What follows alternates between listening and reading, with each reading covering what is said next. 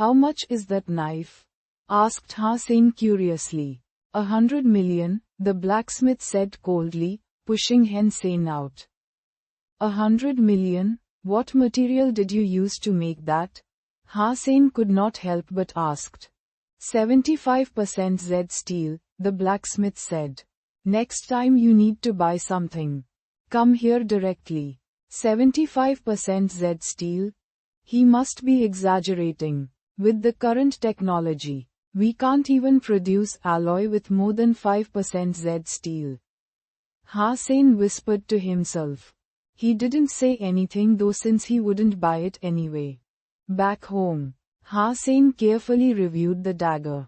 Pulling it out from the wooden sheath, Hussein suddenly felt a cold breeze.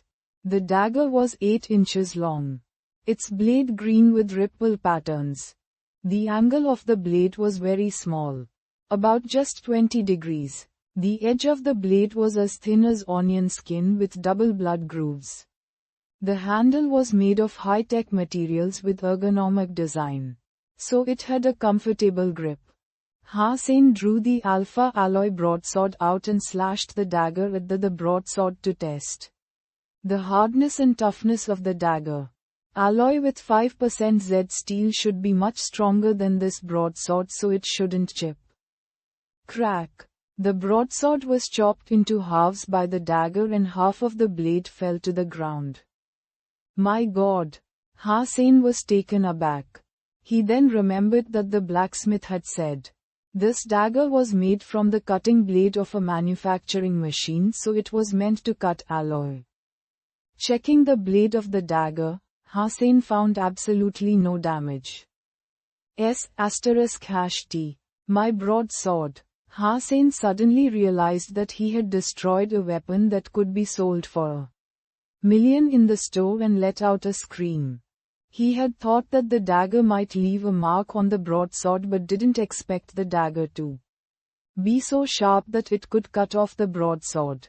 While banging his head with his hands in frustration, he heard the ringtone from his comlink and saw Zhang Danfeng's number on the screen. He answered the call. Sane, come to Twilight. I have a gift for you, said Zhang Danfeng excitedly. What gift? Asked Hussein. You'll know when you get here. See ya, replied Zhang Danfeng, keeping Hussein in suspense. Hussein changed his outfit and went to Twilight Tavern, which was a restaurant Zhang Danfeng often took him to. The dishes served here were delicious and the decoration was outstanding. When he arrived at the reserved private room, Hussein was surprised to see Hao there as well. Hao saw him and looked very uncomfortable. Hao forced a smile and said hello. Hussein smiled back at him, and was then pulled aside by Zhang Danfeng. Being a private person, Hussein thought it was quite alright if Hao didn't want to have any contact with him. And he had no hard feeling about it.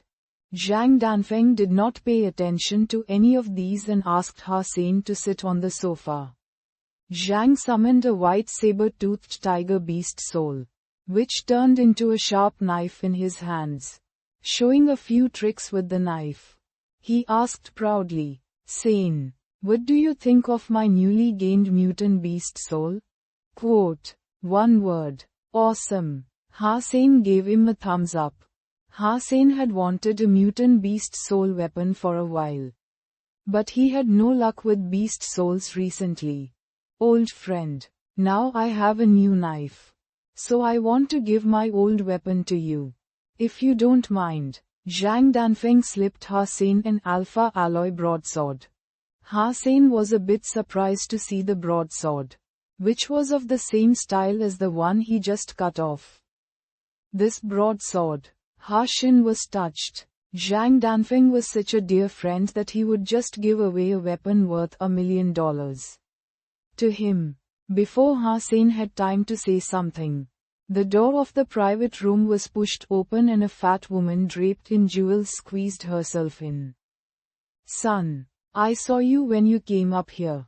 You said you had important things to do when I asked you to go Mr. Hu's banquet. So, This is what you call important? What do you expect to gain from hanging out with these lads? Mr. Hu has invited his son's friends, who are all young leaders on planet Roker. You should make friends with them to succeed in the future. Ha Yumei threw a rampage at Ha Hao, taking him out. Mom, by the time Ha Hao wanted to explain, he had been pulled out the room.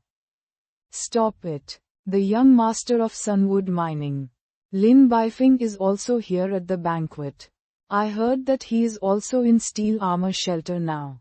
If you two can bond, you would do so great in the shelter, said Ha Yumei. Ha Hao was a little depressed.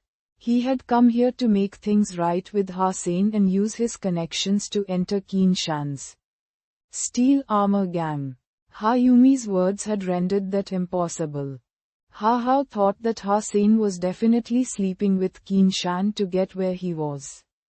Or else how could he confront Luo Tianyang and be recruited into Bullseye? Although Ha Hao was disgusted by a gigolo like his cousin, he wanted to use Ha Sein's connections to enter Steel Armor Gang himself.